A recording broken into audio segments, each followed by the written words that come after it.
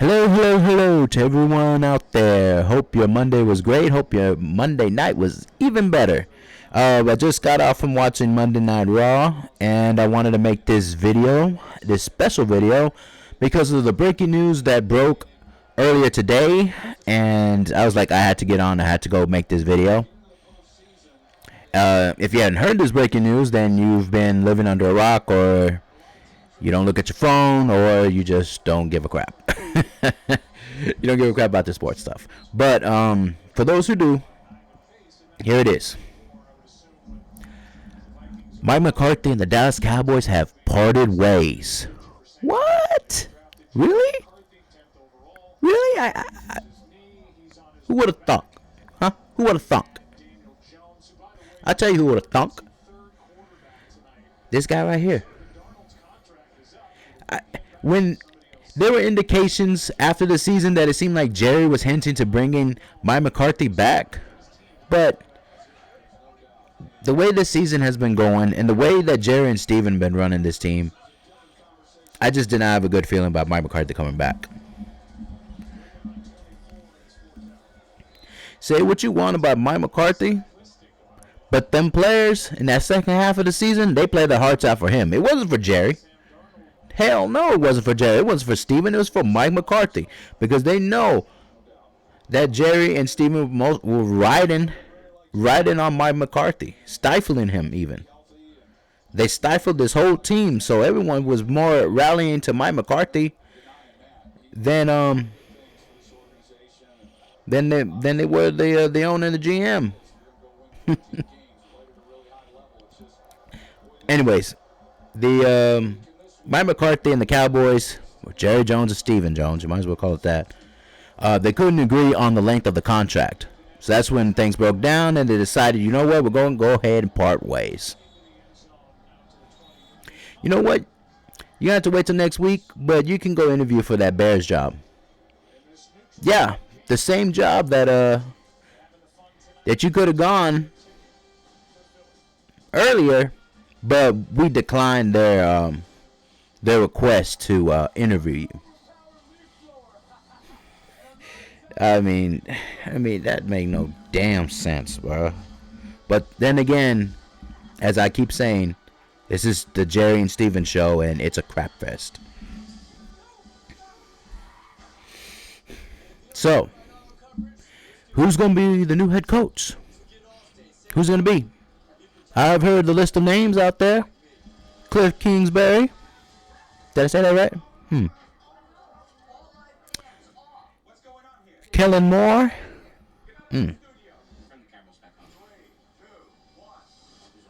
Ben Johnson, I believe that's his name, from the Detroit Lions, the offensive coordinator. Jason Witten. Why? I don't know. Just throwing out names with that one. I love Jason Witten, but come on. Head coach? How about that one? Here are the two most likely candidates.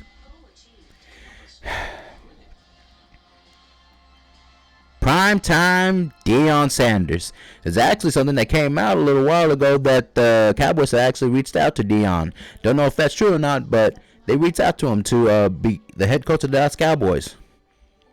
And then there's Bill Belichick. Wait, didn't he have a job over there with North Carolina already?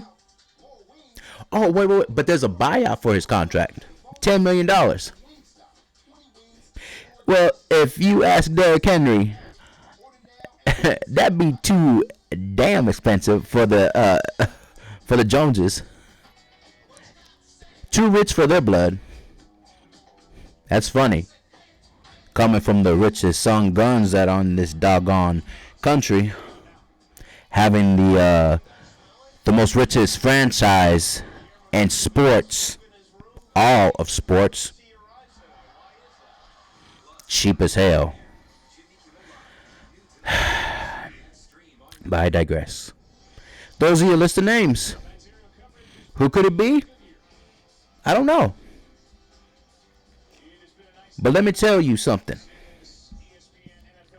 It don't matter who the coach is, because Jerry The buck stops with that man.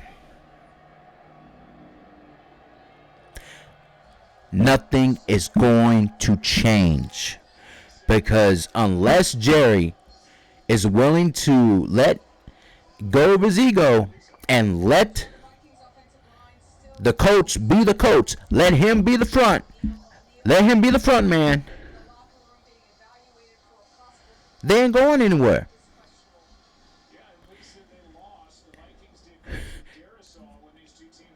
We all saw what happened in the 90s. Well, I didn't see it. I was a little baby at that point. But those of you out there who are about like 40 or 50 years old that may be looking at this video, y'all know what I'm talking about. America's team of the 90s. We won what? Back-to-back Super Bowls. And then all of a sudden it was like that didn't mean anything to Jerry because Jerry wasn't getting any credit. So he started throwing a hissy fit, insulting Jimmy Johnson. Next thing you know, Jimmy Johnson gone. Oh, but we won the Super Bowl, Barry Switzer. But that was with Jimmy's guys. Barry Switzer let that shit just fly off the handle. Let that just fall to the ground. Let that milk just spilt every damn where. Ever since then, we ain't been the same. We keep talking about we going to the Super Bowl, but it's been 30 years since we even sniffed the NFC Championship game. That's wild. We always been a very optimistic fan base. Even we get flack for it. I tell you this, we get flack for it in media, from from online discourse. It is crazy. But we stay true and we love our boys. But here's the thing. We may love our Cowboys, but we just hate the people that run it. We hate the people that run them.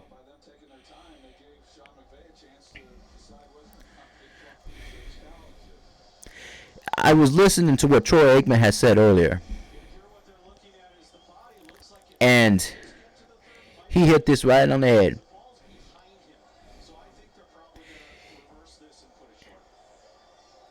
It doesn't matter who it is that's going to be pretty much the head coach. Because Jerry is, as I just said, just probably like a minute or so ago, Jerry's unrelenting. He does not want to give up being the top dog. He does not want to just let the coach have the reins of the team like every coach is supposed to. He said, and he threw out a pretty damn good example.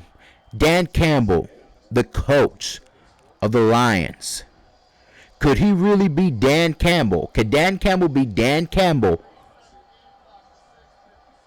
as the coach of the Dallas Cowboys? No, the hell he could not.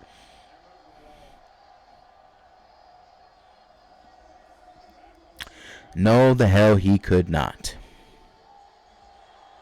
Because Jerry does not want to relinquish hold of this team. Even if they sink to the bottom, he will not let go. It is just like Vince McMahon and the WWE. Finally, he got his ass pushed out of there, and WWE became a hell of a lot better. Let me tell you something. It really did. Vince lost touch, just like Jerry has lost touch. And Stephen Jones, that man right there,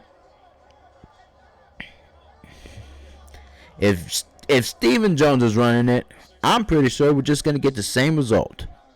They cuff him. I was going to say something. Oh, boy, I was going to say something. All right, look, here's the thing. If he did, and now bringing up the Bill Belichick candidacy, if he bought out Bill Belichick's $10 million, bought out his contract for $10 million, then it only tells me one thing. And it's the thing I've been thinking since the start of the season. We were playing like absolute crap. Jerry Jones was trying to hinder Mike McCarthy, trying to handcuff this man. Because, like I said, he could have got Derrick Henry, but he said he was too expensive. If he gets Bill Belichick, then we all know he was lying. He did not want Mike McCarthy back. Mike McCarthy was his safety net. It wasn't a want. It was like, well, maybe. I don't know. It's like what some people do in a relationship, and this pisses me off too. It's like you hold on to somebody that you really don't want, but you're afraid that if you go after the person you do want and they reject you, you have nobody waiting for you. That's what Mike McCarthy is. Mike McCarthy is the one that you want to have waiting on you if you strike out with being the one that you want to be with. That's why. That's what Mike McCarthy represented to Jerry Jones.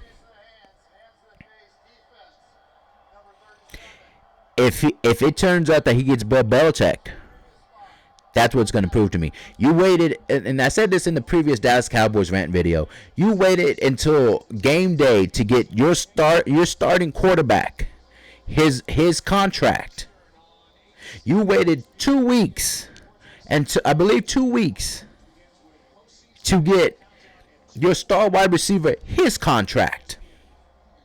He held out because you wanted to be nickel and diming this man instead of paying him. So it just seems like they were stifling everybody. And for what people were saying, Mark McCarthy had enough. The staff had enough of the uncertainty of their jobs. Jerry was like, "I'll just wait until I make a decision. Everyone's just going to have to wait. The buck stops with me." These people's lives you are screwing with. And see, Jerry don't care about that. Jerry thinks he's some kind of genius. Like Kanye thinks he's a genius. He's not.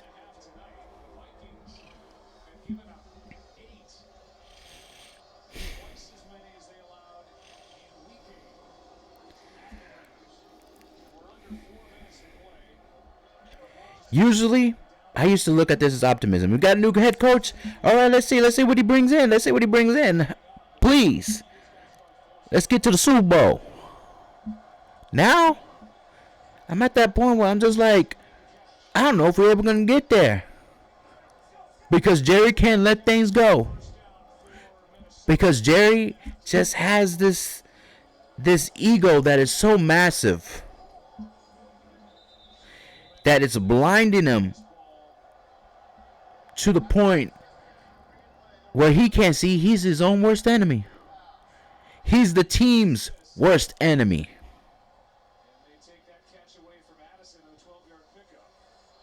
To the point where it's got people like me who are doubting if he even wants to win any football games. He just wants to parade around that America's team label, the brand, and just keep making money off it. He making that money.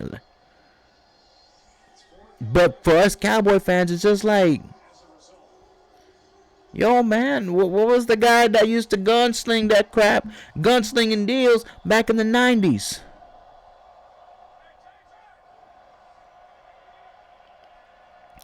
Jerry, back then, had something to prove. He don't have something to prove right now. He could say whatever he wants in those interviews. He could ramble on and on and on and on and on and on and on about whatever. But let's be for real about this. Jerry, he just shouldn't be in the position that he's in. He's got nobody to answer to. It was the same thing what Donnie Nelson almost was like when he was the GM for so long with the Dallas Mavericks. Until the owner, and this is different though, which is kind of crazy, because the owner was Mark Cuban and still kind of is.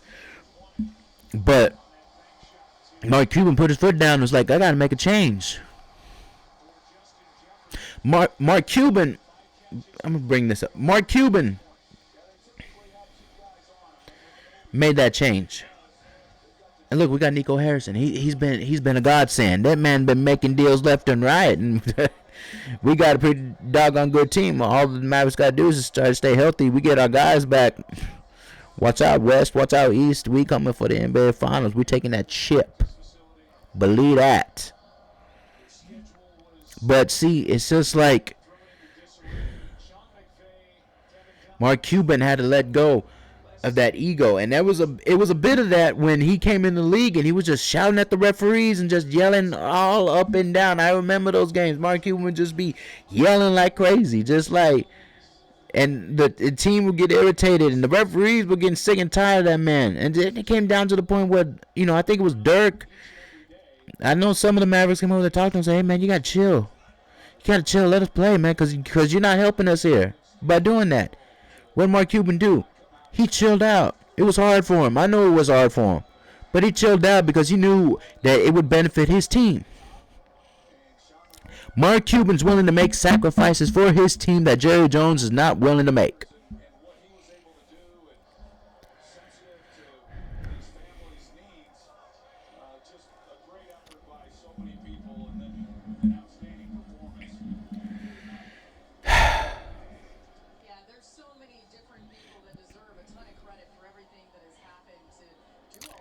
Yeah.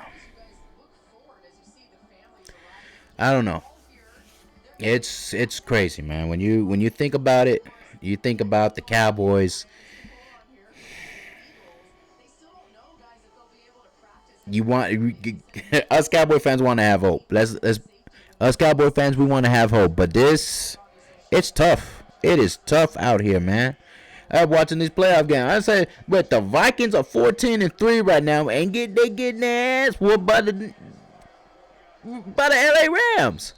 It's 27-9. And by the way, screw you, Minnesota Vikings. I was perfect up until this game. I was 5-0, looking to become 6-0, and y'all made me 5-1. Y'all suck. That's why the Lions whipped that ass, belt to ass. But anyways, yeah. So I just wanted to hop on here and talk about it. And I feel my voice is starting to go out a little bit. You know what I'm saying? I feel like my voice is about to go out. It's dry. Should have probably got like a water or something. But yeah, man. Maybe a little bit more elevated in this video than probably the last videos. I've been worked up because of this, and also because personal reasons and stuff like that. And sometimes you just have one of those days and you just try to keep it together and stuff like that. Try not to let the worst of things, when you have an overactive imagination, when you're overthinking everything, you just, it's tough to not let those bad thoughts win. It's tough to give in. It's easy to give in sometimes, but it's tough not to give in. And yeah. But like I said, man, it's just something that you just gotta just keep powering through. Can't run away from it. You just gotta keep powering through. And for me, it is tough. If I wasn't a very patient man, and I am a very patient man, believe it or not, then I don't know where I would be. But I thank God for giving me the strength to be patient. And sometimes things are out of your control. You can't control people and what they do. All you can do is do the best you can to control yourself and control where you want to go in life. Change is inevitable.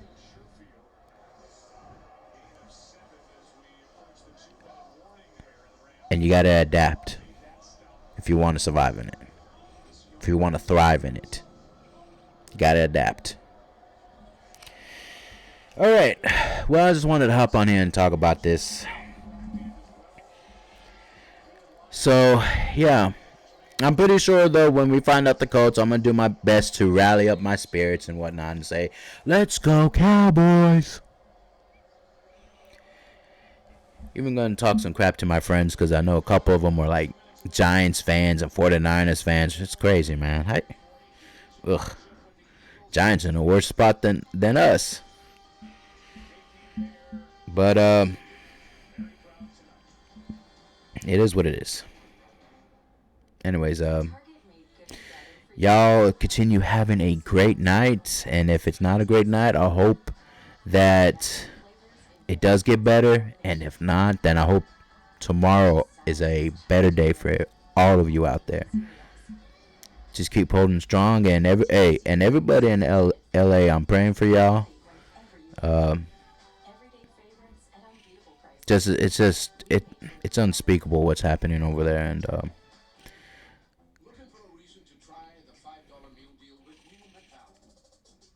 I'm sending my love and my thoughts and my prayers to all of y'all.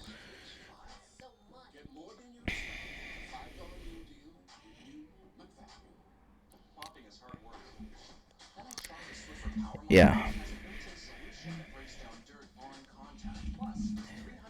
Just keep holding on, you guys. I know that tough days are coming, but just keep holding on. And I hope you guys try to stay safe out there. Get to safety. Evacuate. Don't wait until like the last second. Go out, just do it. Material things can be replaced, but people, pets, those lives cannot. Love you guys. God bless.